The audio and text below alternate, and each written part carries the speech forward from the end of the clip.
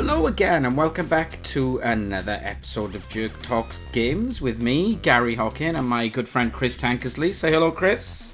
Hi, Gary.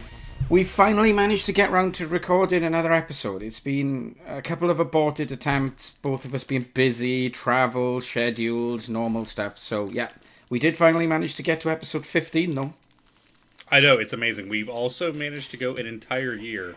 And the only reason I know that is because I had to renew the domain name. Yeah. So It makes sense. It makes sense. So this episode we were going to talk about sort of turn-based strategy, XCOM, that kind of thing.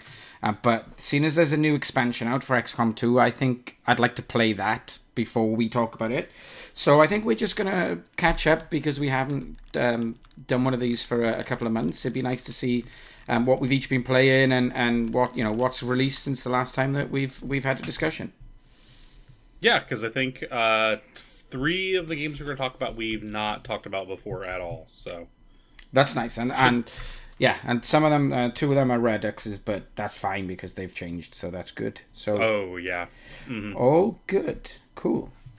So I will go first, and I will talk about a game that I've been playing to desperation over the last few weeks, which is PlayerUnknown's Battlegrounds. I wish I could play this game. Oh, it's equal parts cool and infuriating. Probably the hardest multiplayer game I've ever played, possibly. I can see where it's hard to play by yourself. It seems like much more of a squad-based game. And you'll have a lot more fun if you're playing with a group of people. I agree. So, for those who don't know, it's still in early access. It's not actually released yet. It's referred to as PUBG, PUBG, PlayerUnknown's Battlegrounds. Quite a lot. You'll hear it called, and it's a first-person multiplayer only, first or third-person multiplayer only game, where you are put in some kind of last man standing death games. You fly over an island in the back of a plane and you decide when you want to jump, a little bit like H1Z1 or Z1, sorry, from my American friends. It's definitely ripped a lot of sort of mechanics from H1Z1, but you decide where you jump and you start off with no weapons, no armor, and then you have to loot your way to success, and there's 100 people start on the island.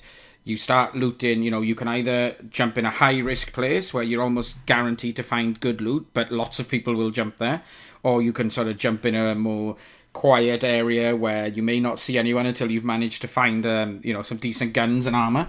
And then there's a circle, the play zone, which gets continually smaller as the game moves on, so it's forcing players to actually have confrontations as the game moves on. And it is absolutely amazing, yet totally infuriating at the same time. So, yeah, really, really good fun. I play it solo. I've been playing quite a lot with my friend Ian.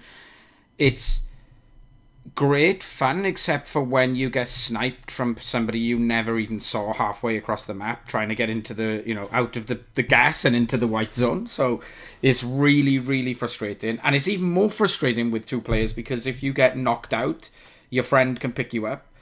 So you can do some amazing shots halfway across the map, take somebody out, they're knocked out, and then his friend will just come over, pick him up, and they know exactly where you are and just run over and kill you. So I don't know if it's... Well, at that point, they're supposed to shoot you, too, if you're that far away. I don't know if it's more or less fun with 2 players. I can't decide. It's certainly more fun because you've got somebody to team with, but I think it's even harder in 2-player mode, in duo mode, than it is in single player mode, if I'm honest.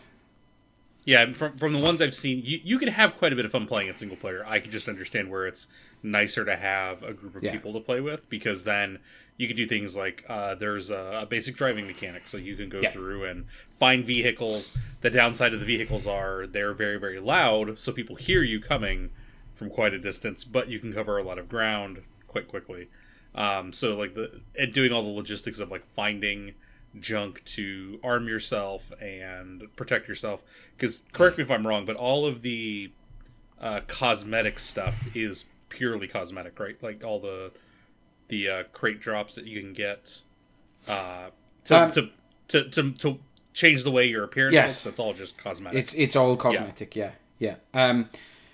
Like, not to be confused with crate drops in the game where you no. So you get crate loot where you get enough points from playing the game. You can open crates and you can then trade these things. And of course, people are paying stupid money for the skirt that's very rare. And I don't know, it is what it is. But yeah, in the game, there's airdrops where some weapons, the very very high end weapons, only get dropped from airdrops during the game, which is obviously a huge choke point then when. You know, everybody wants to go for them, so it's like, because I'm so bad at games, as I've told you many times, I can't really, you know, I'm only likely to survive if I get the drop on somebody, and they don't turn around till I've killed them, so it's like, yeah, I'm staying away from those crates, because I'm guaranteed to die, but, it's really good fun, except for you can spend 20 minutes gearing up, not seeing another player, and then you suddenly, you know, you might even get the drop on somebody and miss with your first shot, and they just turn around and headshot you in one go, and that's your, you know, 20 minutes 25 minutes of gameplay gone in one stupid move. But it seems fun enough that doesn't stop people from coming back and continue to play it, because I mean, people will play this for hours on end, and you can go through most of your day with just getting shot by people you don't see. People keep coming back to play this game. It doesn't seem to be a poorly thought out game. It's an unoptimized game from what I've seen. I don't know that it's a poorly designed game. Excuse me. No. The design is great. It just needs to be made production ready, so to speak. It's definitely early access now. But I mean, I think they've still sold like 100. No, I don't know if it was 100 million. I know they had 1 million concurrent players playing through Steam last week. Like, yes, early access. So I can't remember how much they actually sold, but to have 1 million players online playing any multiplayer game is pretty spectacular. Let's be honest. Well, you know? So you have to figure that's 1 million concurrent Steam users. That means that's not all of the sales. Plus, so that's a minimum of 1 million sales at $30 US a pop, because this is not a cheap early access game either. No, it's not. Which is one reason why I never got into it when I was running Windows, was because that was kind of expensive for an early access game. And it's been around for most of this year, so... Yeah, I think it's started to pick up pace with a lot of people streaming that. It's very popular with the kind of game geeks like you and I at the moment. It's an incredibly entertaining game to watch other people play. It's really, really good game to watch people who are good at the game, to watch them streaming it is incredibly compelling, because you go through the same kind of emotions watching it as you do when you're playing it. You know, it is very, very entertaining. It's incredibly difficult. There's no way to know if somebody shoots at you. You have to like only use the audio to actually gauge where they're shooting you from. So there's no physical cues. Like in a normal first-person shooter, if somebody shoots you from behind, blood splatter may appear on the bottom of the screen, and if it's from they give you physical visual cues. There's none of that. And if somebody's shooting you with a silent sniper rifle, you're basically you're in trouble. It's like keep your head down and run around in circles till the shooting stops. So it's very difficult, deliberately difficult, I think. I think it's designed to be that way. I think they had the first ever esports tournament already a few weeks ago. Oh, did they? I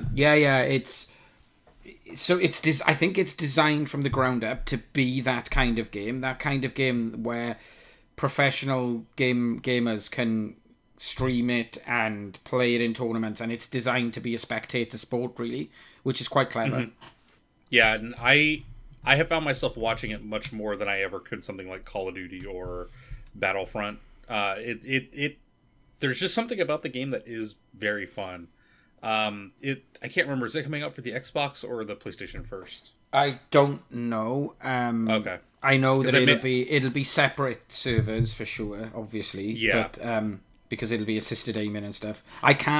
It's a mouse and keyboard game for me, That's a game that is I can't see that doing very well on console, personally speaking. Oh, I'm sure it will sell like... Oh, yes. Crap, I could see it'll sell, but I don't think it'll still be around as a big game in like 2 years on console. I think it'll... No. So I was when it comes out, I will probably pick it up on there, because I highly doubt they'll ever come out with a Linux version, so... No. But yeah, great fun. And infuriating. I really cannot tell you how many times I've rage quit. That is like one of those. It is a game where you will have rage quits, and then the next game you'll get into the top 10 with like 3 or 4 kills, which is really good for me. Like, don't get me wrong, one kill is really good. Like in that game, it's not the kind of game that you see the pro streamers getting 15 in a game. That's like wow. Oh, but yeah. One kill is gratifying enough to make your day, so you may get in the top 10 with 3 or 4 kills, and you're like, oh, now I remember why I play this game. But it's really hard. Really good fun. Yeah, and I'm looking forward to it. There's new maps coming out. They're adding new weapons to it. Kind of one of those fun things to see the game evolve from pre-release to actual release. But, I enjoyed it. Yeah, that'll be interesting, because like right now you have one map. It's laid out the same every single time you play. Just the drops are randomized. So like when you go into a building, the stuff that's in there is not always the same. So once they put in more maps, it'll be interesting to see how well, because a lot of people develop strategies based on the maps. So like you have X number of people dropping. If you see a bunch of people drop out, you need to wait till later. So it'll be really, really, really interesting. Yeah, it's cool. It is cool. I dip in and out of it, but I've played quite a lot in the last 2 or 3 weeks, really. What I say, I tend to play in a duo. My friend Ian, when he's around, we might have an hour or so, and it's a game you can just dip in and out of as well, because games can last maximum of like 30 minutes, I would guess. Minimum of because of the shrinking play area. Yeah. Minimum of like 10 seconds when you drop in an area with loads of other people, can't find a gun, and somebody else does find a shotgun and runs around and shoots you in the face. So, yeah, it's good. It's good fun. Nice. Very happy. The game that has been my obsession lately has been Mario and Rabbids Kingdom Battle, which I don't know that I would ever say that I would like anything related to the Rabbids. They're annoying. Incredibly annoying. So if you've never seen a Rabbid, it's basically the Minions from Despicable Me. They came first, and then I guess the guy left and went to DreamWorks and created Minions, which is why they're so similar. But the whole point of the game is it's you take the Mario universe and Rabbids have like collided through this like combining visor thing that some Marvel engineer girl has developed, and so like she's doing something and it's not working. She gets real angry. The runs out of, or stomps out of the room because it's not working. The Rabbids show up, cause havoc, and then I'm not 100% sure why, merges their world with the Mario world. And you end up with Mario and his companions with guns, Rabbids with guns, and a tactical turn-based RPG. Oh, nice. So kind of like Kingdom Hearts and XCOM all rolled into one. And it's actually probably one of the best Switch games that has come out. So, I mean, you have things like... the battles are not terribly long. The longest battle, I think, has gone on for 7 turns, which is probably about 10 minutes. But you've got cover mechanics, you've got accuracy mechanics, special powers. Each of the characters is balanced out in different ways. Like Luigi is a sniper, so he tends to get very long-range weapons. You've got Mario, which is kind of a good all-around character. The team I've mostly been playing with is the stock team of Mario, Rabbid Peach, which is a rabbit who was cosplaying as Peach and got merged into, fused with the costume, and then Rabbid Luigi, which is the same thing. And Peach is your kind of little bit of healer, but she can run around quite a bit. So she has a move where she can, they call it dashing. You can actually run into an enemy and cause damage and then continue to move. Nice. Well, she can do that twice, where most of the other guys can only do once. And then the Rabbid Luigi has a power where he can kind of buff the other players, and then regular Luigi has a speed buff. But you get these maps. There's different heights. You've got covers, and there's different objectives for each of the world, or each of the little tiny maps. So some of them are just kill everything. So you might be up against 8 guys or whatever, and they're evil Rabbids that have fused with stuff in the world. So you got like they almost kind of look like Mad Maxy type characters because they've got like mohawks and like war paint, and so sometimes you just have to kill everything on the map. Some of them are like kill a boss. So one of the bosses that's shown up twice so far, because I only just got through the first world, is it's the piranha plant, like almost kind of like Piranha PD, but then there's a rabbit inside of it, and he shoots fireballs at you. So sometimes there's a defeat the boss. Sometimes there's just get to the other end of the map. So you just have to get your team to the other end of the map using there's this jump mechanic where you can use your teammates to like launch you further up the map. But then usually those maps are like spawning waves of enemies. And then there's some where it's like kill 14 enemies or whatever. Yep. And they keep spawning enemies until you hit the requisite number. So like you kind of mentioned at the beginning, we were going to talk a little bit about XCOM. This is actually a really good way to dip your toe into the tactical game kind of genre. It's simple because there's not a ton of game mechanics. You can load out your characters with different weapons and stuff, and they have skill trees, so like they can grow as it goes on. But it's hard enough that like when you play it, you want to try to get like the gold ranking, the gold trophy for each level. So like you have they want you to beat it under a certain number of turns with all of your characters. And for the most part, I've got everything but the mid bosses I've gotten golds in so far. So like the first world has 12 or 13 battles in it. Nice, yeah. And then once you beat a world, you can go back and either replay those levels to get the trophies, or they have additional challenges which you can farm for like gold and skill points, which is what I've been doing. Plus all the unlockable, like find all the weapons, find all the art, that kind of stuff. It is. I would venture to say, like in the ranking, I would probably put it up there with Mario Kart 8. Wow. As like fun level. So Zelda, even though I don't have it on Switch, is probably the best Switch game because Zelda on Wii U is amazing. And then after that, if you are looking for another game, Mario and Rabbids is actually really, really super fun. I mean, it looks like it would be a better game for traveling with than Zelda, to be honest, because Zelda it's a very difficult game to just pick up for 10 minutes and then put down, whereas this looks like it would be perfect for that kind of, I've got a half-hour wait here, I'll do a couple of these games. Yeah. So yeah, and depending on the level, so I've heard some of the extra levels and some of the challenges can go upwards of like 30 minutes per map. But like all of the campaign single-player missions, I think the longest one has maybe taken about 15 minutes. Yeah, it's cool. Which is really not that bad. And when you're playing through the campaign, you can't really redo a mission, like, unless you want to completely restart it. So it kind of forces you to keep going until the very, very end. But then once you beat a world, you can go back and play it at your leisure, which is what I've been doing. I've been trying to get everything in the first world as much as I can before I go on to the second one.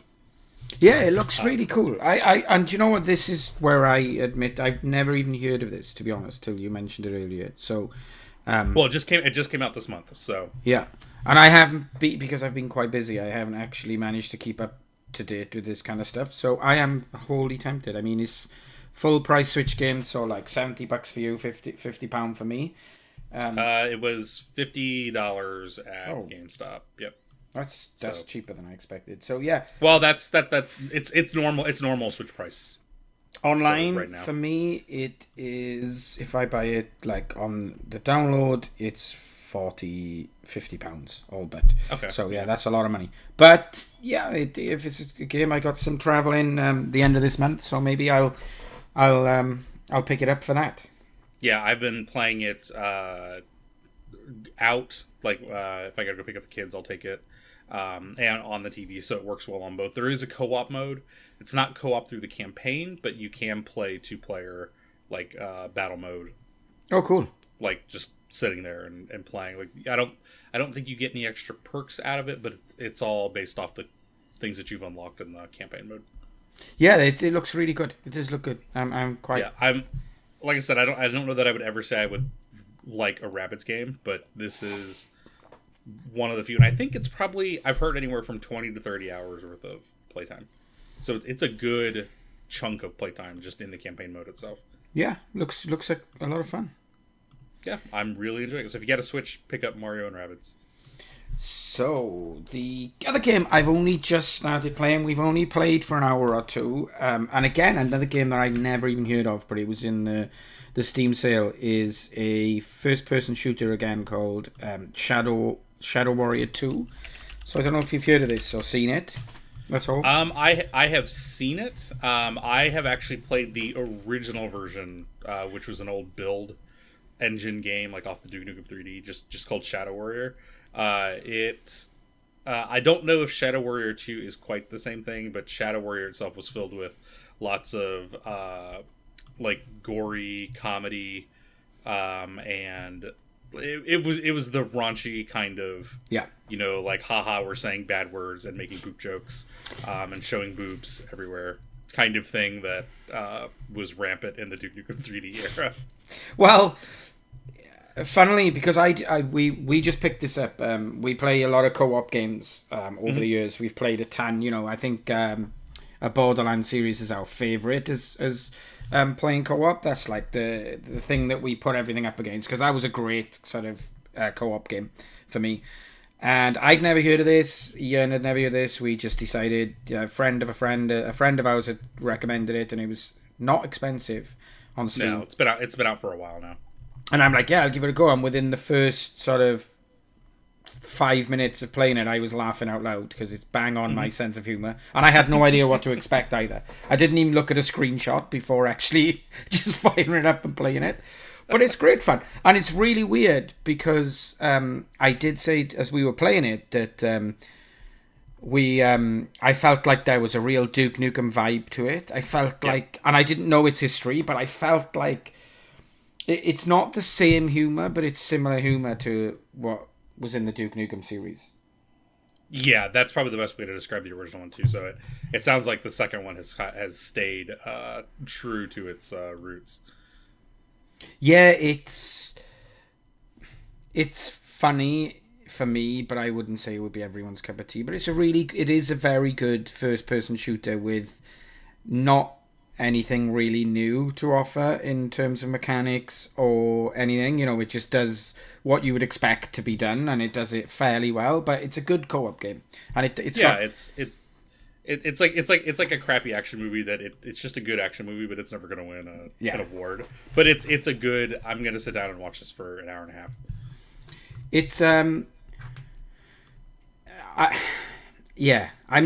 I'm interested in carrying on playing it. I'd like to play through, but it's not like I'm like really looking forward to the play sessions, if that makes sense. But it's enough fun for me to want to carry on playing it. We've hit a bit of a lull where we're in like the first area where there's a small town and there's like nobody to kill and stuff. I'm like, yeah, they should just skip that. Just don't even try and have any open world sort of premise. Just keep drilling you into monsters and the funny humor and the dark jokes, and just keep doing that, because that's what it was good at. But yeah, we'll get through it. Like, that sounds awful, but we'll play through it. It's decent enough.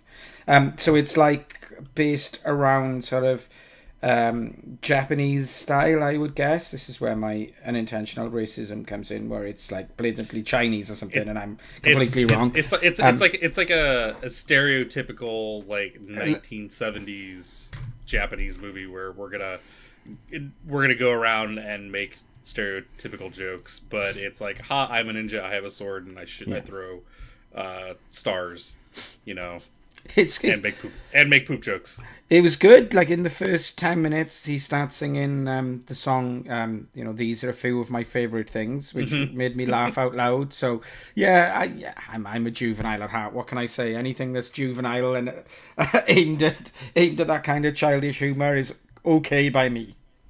Yeah, it's not a smart game by any means, but if it's anything like the first one was fun to play through, just because it's a departure from most of the other types of games that are out there. Yeah, it is. It's something a little bit different. It's something that's very familiar, but a little bit different, which sounds like a complete contradiction, but you understand what I mean, Similar mechanics, but done a little bit differently. Mm-hmm. Cool. I don't have anything else to add to that because I haven't played it yet. So. No, it's fine. It's fine. It's fine. It's fine. You. Yeah. So if we want to talk about familiar, but well, I would say this is familiar but better. So a year ago, and actually when we kind of started the podcast, this is one of the first few episodes. No Man's Sky came out, and it was horribly disappointing. I actually, that's one of the few launch games I went to like pick up at midnight, and was fun for probably about the first 2 weeks. Yeah, and then got really boring and repetitive. Yeah, we spoke about this in like our first or second episode, I think. First or second episode, I think. And we both had only been playing it for a short while and was saying, I remember us being very positive about it, saying, oh yeah, it's really cool, you know, it's interesting and enjoyable. And then had we recorded the episode a week later, we'd have both been saying, what a waste of money, I think. But yeah, hadn't touched it, you know, anything. Since then, there have been 3 major updates. The first 2, one added vehicles, and the second one added building mechanics. So like you could build like a base. But they didn't really change the core problem of the game, which is, yes, I have 18 billion planets to search through, but I have no motivation to actually do so. Like, none whatsoever. And for me, it was after about 2-3 weeks, it wore off the, like, make your own kind of story vibe.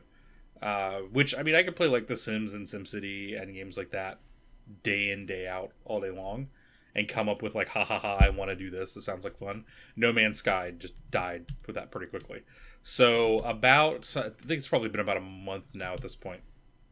They finally released the 1.3 update, which they called Atlas Rises. So Atlas is one of the like big, like secretive, like lore things in the actual game itself. But the point was they actually added story, so you can actually have a story to progress through. So I picked there's two stories you can choose from right now. I chose the Artemis path, which is where you basically find another what they call a traveler, which is what you are, and it takes you through like the lore, and you end up meeting a couple other travelers through like radio transmissions and stuff. And I don't know if it's meant to be tongue-in-cheek or if it was like this was the ultimate plan for how this was supposed to work. But they kind of explain like why you can't see other people in the game. 1.3 also adds a pseudo multiplayer thing. So now you can actually, if you happen to come across another person, which like there's Reddit subreddits for like everybody trying to be like in the same area, you can actually see little glowing orbs and somewhat interact with them, which in the lore of the game now makes sense as to why you can't see other people. But they added the story mode, they added the kind of the pseudo multiplayer, they revamped a lot of the planet generation, so which makes a little bit more sense with the way like when you get to the center of the universe, the first universe, it actually makes sense now why you are trying to get to the center of the universe. So they give you an actual reason instead of just, I'm going to keep going through all of these universes for no apparent reason other than I want to get to the last one. And they make it worthwhile to actually have a base. The trading mechanics been completely updated, which I think they started doing in 1.1, but they changed it some more for 1.3. So it's actually much more enjoyable to actually trade. So I don't have enough money for a big giant freighter now, which is one of the things you can buy. But I can move stuff easily from one galaxy to the next. Like I can find a really good galaxy to like sell stuff off of, and each one has its own economy section now. Cool. So you can actually buy low in one universe and sell those things in another universe, which is pretty cool. But overall, like it gives you a reason to want to play this game now. So if you have not touched it since it came out, I haven't. I would highly recommend delete your save. One, that reduces the amount of bugs you'll run into, because I thought I was a bad programmer, but apparently Hello Games is a worse programmer than I am. It's okay. Start a new game, and like within the first 20 minutes, you'll be getting into the actual like storyline kind of stuff. I would recommend the Artemis one, like where you find like another Traveler's Transmission. Follow that one through to completion. And it probably took me a week and a half to 2 weeks to run through that whole storyline. Okay. Playing 3 to 4 hours a night, I would say. Like, I went back to playing the game 3 to 4 hours a night with that update from having decided I'm never going to play this game again. Well, that's pretty impressive right there. So, yeah, for a game to come back and everything's free, so that you don't have to pay for any DLC or anything. Download if you uninstalled it, reinstall it, grab the updates, and really kind of pretend that you didn't waste $60 a year ago and got conned into an early access game. I really think what happened was Sony said, you got to get this game out, so it was released as is. And to Hello Games' credit, they've actually managed to finish the game. This is the game I thought I was buying a year ago. 80% of that game that I thought I was buying a year ago. Okay. Yeah, I mean, you've convinced me to give it another go. I really didn't get on with it. Like, I literally got into space and then quit.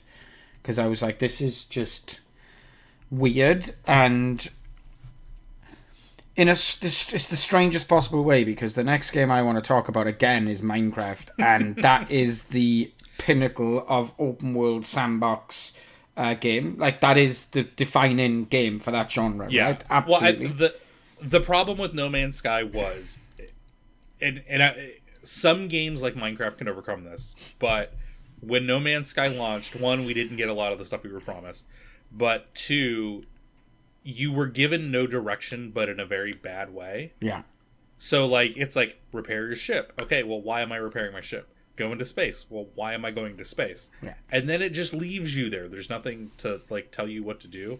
The new story mode actually gives you reasons to do these things and why you're doing them. And I think, the game was compelling enough that, given a reason to play, I can imagine it would be very enjoyable, as you just said. Like, but just to drop you there and say, right, here's a game with no real point to it. Like, as far as I remember, and you correct me if I'm wrong, which you always do, so I don't know why I said that, is that there wasn't even, like, leaderboards to show who discovered the most planets, or you couldn't, like, I can't remember, could you name planets? Or so you could name I think, planets. Couldn't you? Yeah. And once the launch finished and the servers, like, stopped being on fire, you could come across planets that other people had named, which you still can right now. I've actually, in this playthrough, I've come across 2 galaxies, actually 3. 2 of them have been discovered by the same player. Yeah.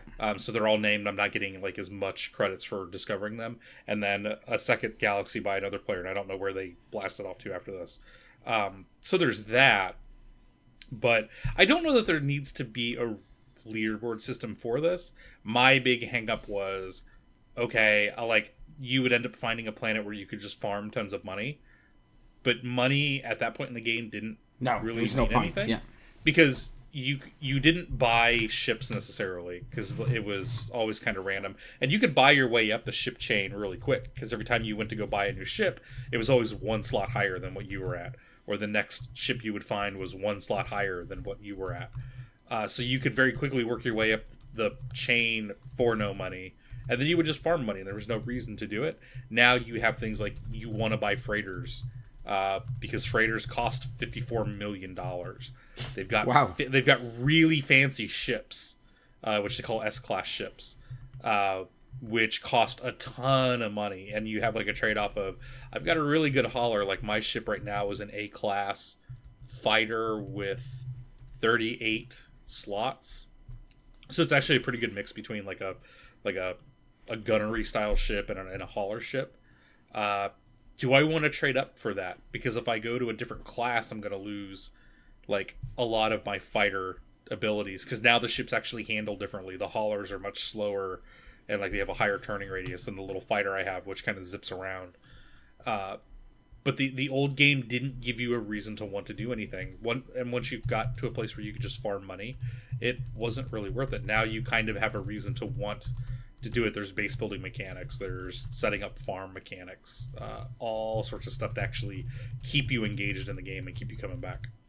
If it wasn't for Mario and Rabbids, I would still be playing. I would be playing a lot more of No Man's Sky right now. That's very, very interesting. I mean, I bought the game, so I only need to download like 12 gig or something, whatever the hell it is these days, to play the game. So I'm intrigued. I will definitely put on the list of things to try, probably this time next year when I get round to it. But still, right? It's all good.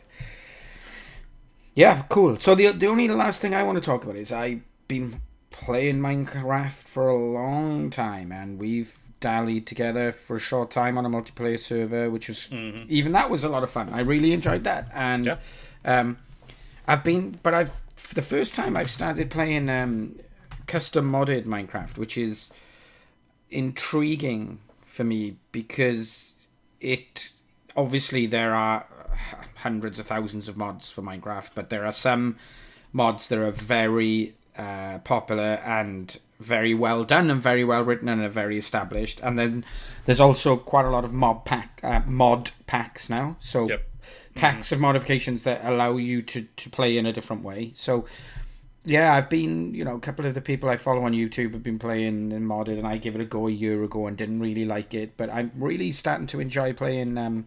I've been playing a mod pack called Sky Factory 3, which is you start in a void world, so there's nothing. It's just an empty world. There's not a floor. If you fall off the edge, you just die. So you completely nothing with just a small island with a tree, and then that's you. That's it. Okay. And then you have to work your way through making these things to be able to actually get, dirt first to expand your platform, wood, replant the sapling, and it's very slow start, but kind of really good fun. And I like some of the really cool machines and factory aspects that some of the mods bring. So you've got mods like Tinker's Construct that allow you to do new weapons and tools and level those tools up and apply new things. And I don't think it would replace the vanilla game, because I think the vanilla game is hard and deliberately so. And, getting to the point where resources are trivial is loads of fun. Starting a new world and just saying, right, now I have to mine for like 3 days or something is really good fun. But this is a different type of game, and I'm really enjoying it, I have to say. Yeah, because it's a mixture of an adventure map plus all the mod packs, right? Is it something you can install through like Tekkit Launcher, or you install it through Twitch. Yeah, through Twitch. Bought whatever the other one was called, the other launcher. They bought it. I did not know that Twitch bought one. Twitch bought whatever the most popular launcher was, and I can't remember. I thought that was Tekkit, but I don't think it was Tekkit. Let's take a look here. Bear with me. A Curse launcher. Curse, that was the...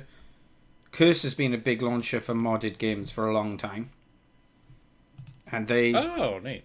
And they purchased... Twitch purchased that. So you can launch it all through the Twitch launcher. There's another pack that launched called Foolcraft, which is another good fun one. A lot of these also add sort of questing elements. So... It'll start off with like mine 64 logs, and then they'll give you a little helping hand like an axe or a pickaxe or something. So they do guide you through, but it's really, really good fun, I have to say. I would, if you've played Minecraft and find it a bit stale, one of these mod packs can be loads of fun. Yeah, I'm gonna have to try that out. My kids used to play a lot of Tekkit with their launcher, and then I think it was just the base Tekkit mod pack set. They played that quite a bit, so maybe I'll pick that up. I've been wanting to play Minecraft a little bit lately, but I get bored with the base game. But a lot of that is because I've been playing Minecraft for however long it's been out. So I think if you wanted to get started into modded Minecraft, like Sky Factory 3 is a really good starting point, even though you start off in a void and you start with it's a more difficult introduction. The quest system's really good, so the quest system's really good at hand holding you through the different mods and what they provide. Because that's the job of the quest system, so it's definitely worth it. The Foolcraft pack is pretty good as well at doing that, so it might be worth giving that a go. Cool. I will have to check that out. Yes. Hopefully it is in Tekken, because apparently the Twitch app does not run in Linux. So. Oh. I mean, you can still just download you don't need a launcher to get it. You literally I know. I just hate installing mods. Like, no, it's not fun. That was one reason why my kids use Tekkit, was because I am adamant that I am not going to manually install these mods for them, because I will let Tekkit handle all of that, because it handled all the versions of Minecraft and stuff. I hate installing mods in Minecraft manually. Like, I completely understand why people want to do it. It's annoying. Like, my kids like to do it in Terraria too. Every time there's an update, everything breaks, and I don't want to deal with that. So I'm a lazy parent. But no, you're a sensible parent. That's absolutely fine. I totally understand. Why the hell you running Linux on your gaming system? You're a moron, and I stand by that. I don't know why you hate freedom, Gary. I don't hate freedom, but I also don't hate convenience, Chris. I'm a big fan of convenience. That's why I have many consoles. I will just wait till they come out. Like, I will play PUBG when it comes out on the Xbox and PlayStation, whichever one it comes out on. And if I just keep buying all the consoles, then I can get all the games, so it's fine. I could be a lowly console peasant. Well, that's fine. That's fine, but I mean, I don't run Windows on my works computer, but I also have a separate gaming PC which I run Windows on, because unfortunately, at this moment in time, that's the only choice I think is sensible for a gaming PC. Yeah, my goal will be to get a better motherboard, and you could do this really nifty thing where the virtual machine stuff, you can pipe a video card directly to it. So you can actually set up like a specific monitor and stuff that outputs like full power to that monitor and run Windows through a VM, but with a full real graphic card, which I think will probably be what I do. That would be good enough, I think, because the graphic card is the key. That's the killer. Like, because I have a 1060, I think, a GTX 1060. So it's a decent video card. And it runs the games that run in Linux very, very well. Mostly I have it because I want 3 monitors. Yeah. But that will probably be what I do. I'll probably get another crappier video card with a new motherboard and slot that in there and run Linux on 2 monitors and Windows on a 3rd, so I can actually play games again. Because it does suck not being able to play games. Plus the PlayStation's all the way in the living room. Well, that's why I have a Switch, so now I can actually game whatever I want. Getting up is so overrated, right? It's hard. I got a job where I don't have to wear pants, so with the Switch I now have a system where I don't have to move. I can play it wherever I want. I don't have to go in the living room. Actually, I've been using my Vita to remote play No Man's Sky, which has actually worked out pretty well so far. So I'm a lazy man, Gary. And there's nothing wrong with that, Chris. Let me make that clear. That's why I'm a programmer. I'm certainly not judging you. So we'll wrap it up there. Nice to see you again, Chris. It's been a long time. Hopefully we can get back into a more regular monthly recording schedule again. Yeah, my kids are in school, so I got a lot more time. I think it's telling the fact that during the long school holidays for both of us is the period where we haven't recorded. I think that actually tells its own story.